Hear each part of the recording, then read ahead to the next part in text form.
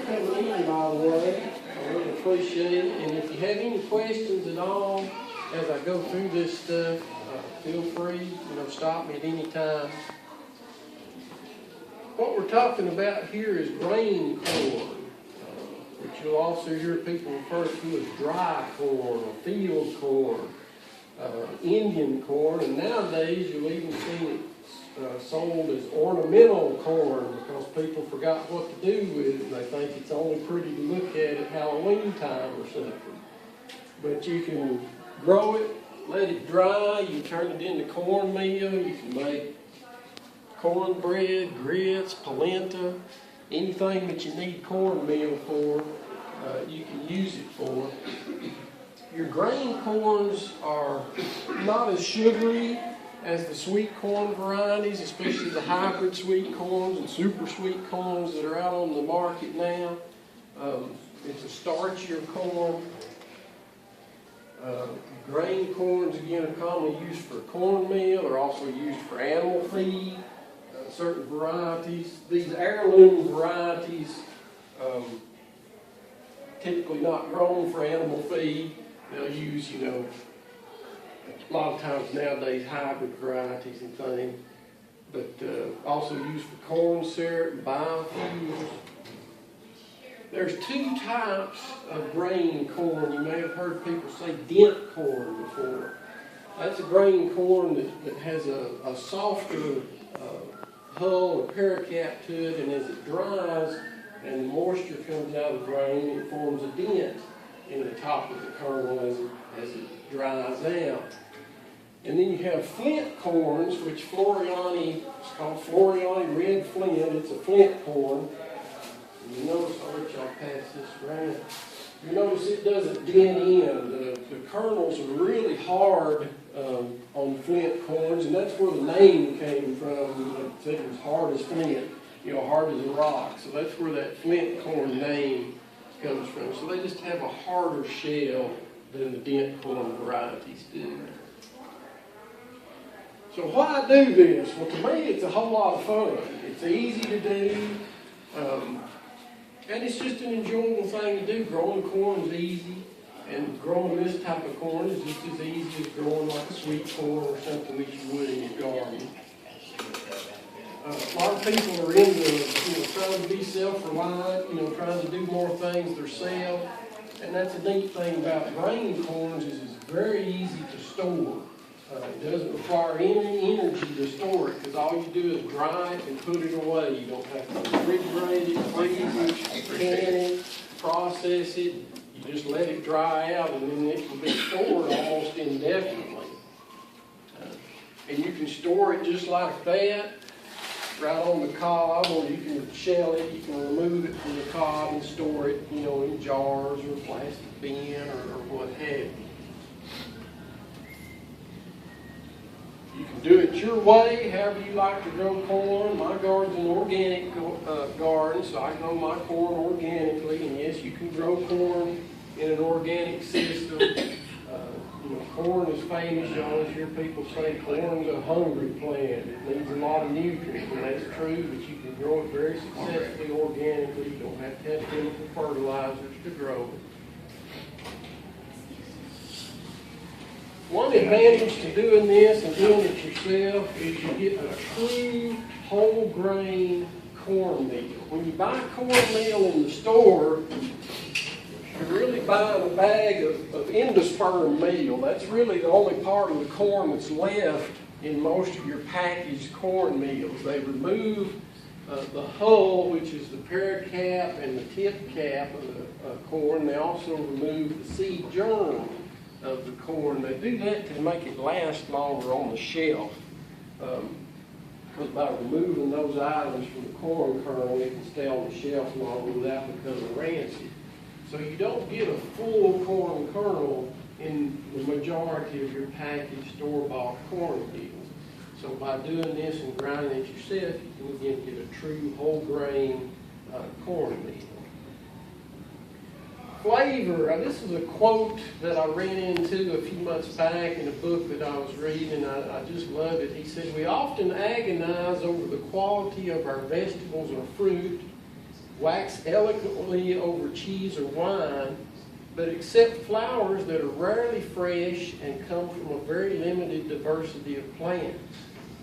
There is a remarkable difference in taste when seeds are grown well and served fresh, and when flowers are ground immediately prior to being used. And I say amen to that, and hopefully the little sample of cornmeal that I gave you today backs that up, I hope. Because again, you can grind it, minutes before you cook it, and so it's totally fresh, as fresh as it can possibly be.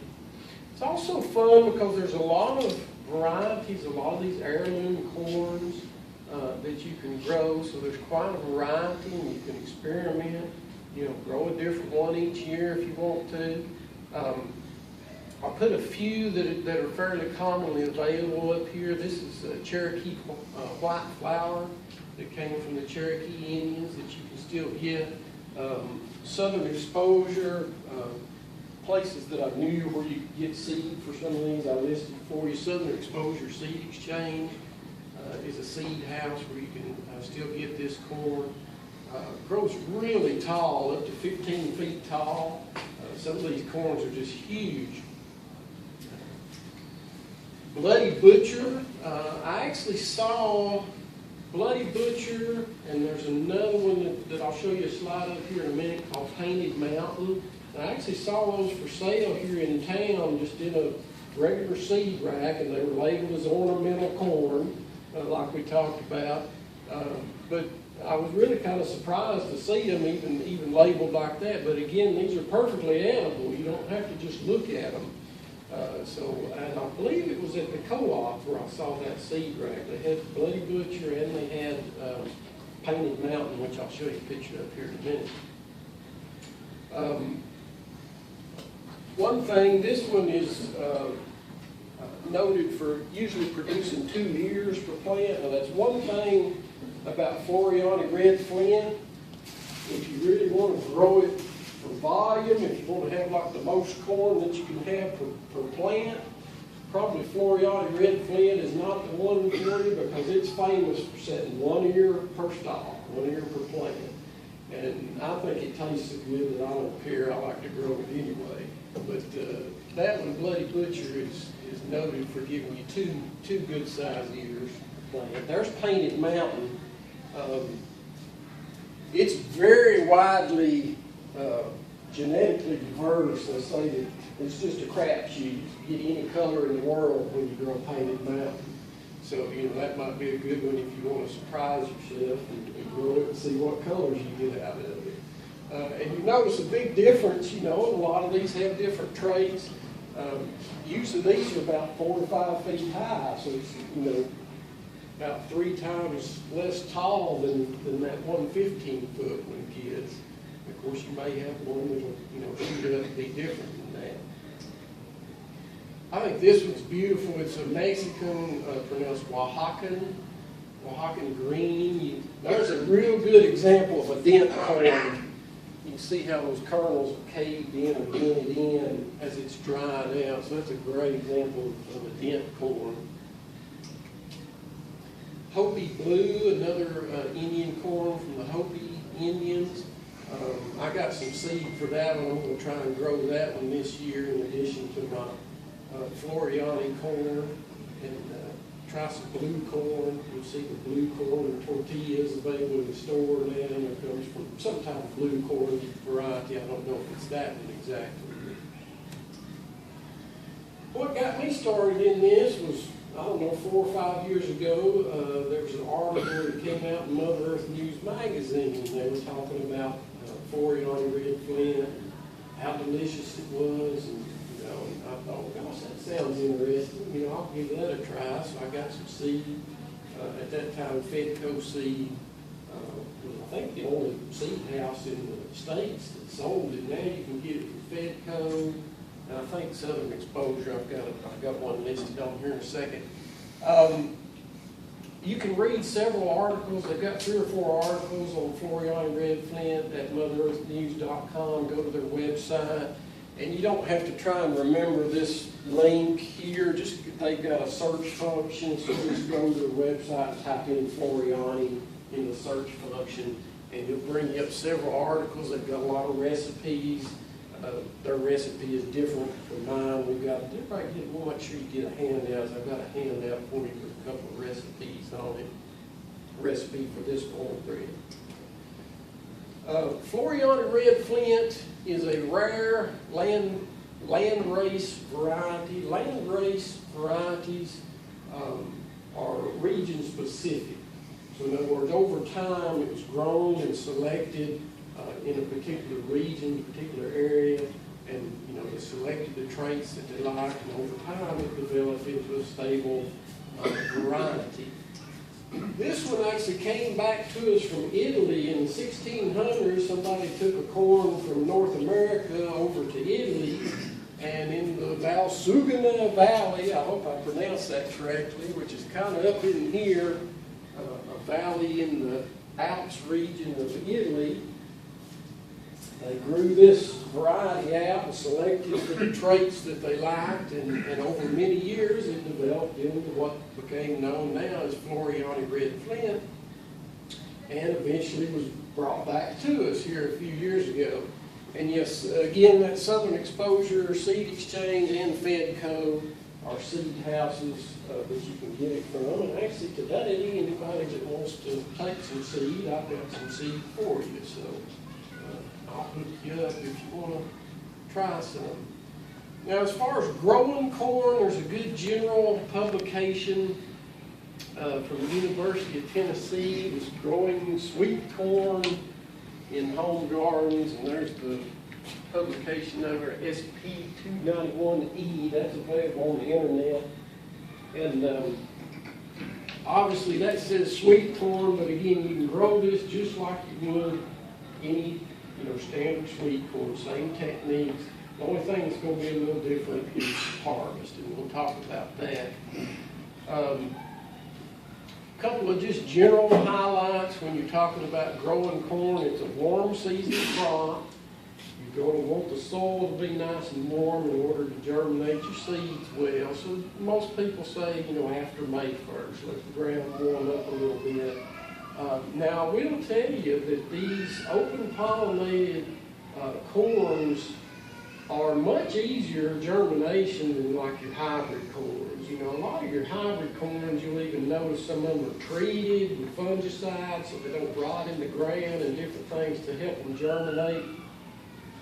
You don't need that with these. I used to, I obviously used to, plant like a hybrid sweet corn, and, if you plant it, somewhat early in the season, you might put 3 or 4 seeds in the ground and hope one of them comes up. I put 3 or 4 seeds of this in the ground, all 4 of them came up. So, it doesn't take much seed to plant this.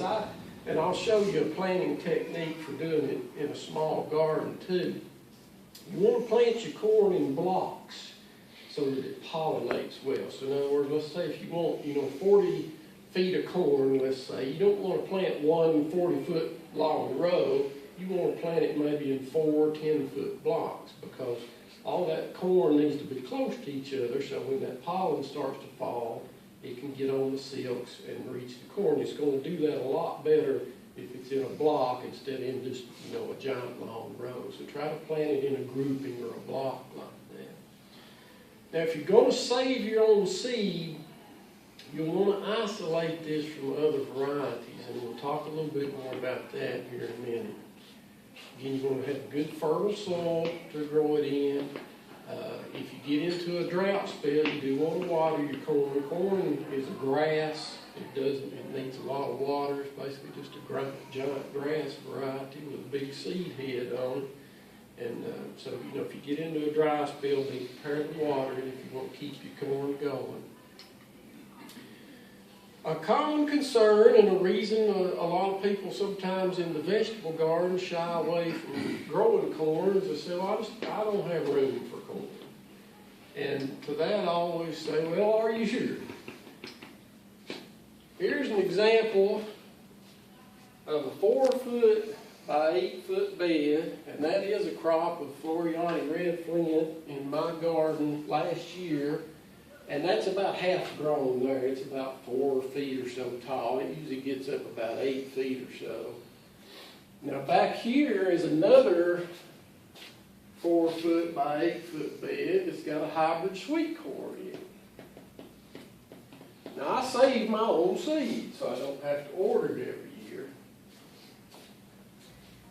The way to save your seed and get it to come true, what you have to do on isolation is either isolate by distance or isolate by time. And distance, you want to get them as far away as possible so that the wind doesn't blow pollen from one corn type to another. Okay, and obviously this isn't far enough away from that, so what I've done here is isolating in time. This is about a 100-day crop, and they'll always tell you on your seed pack, what the maturity is. And 4 on is about 100 days before it gets mature. This is a very, very early hybrid sweet corn. It's about a 50 day. It's about one of the fastest maturing sweet corns you get. Usually about 50, 60 day range is about the quickest, earliest sweet corn. So what I did is planted this a couple of weeks before I sowed the seed for this, and you can see it's already, in tassel, and like I say, this is only about half grown, so this is going to be long done putting out its pollen and doing its thing before this comes into tassel. So that's how I've isolated that, is by timing. So, like I say, even if you've got a small garden and you want to grow 2 different kinds of corn, just adjust the timing.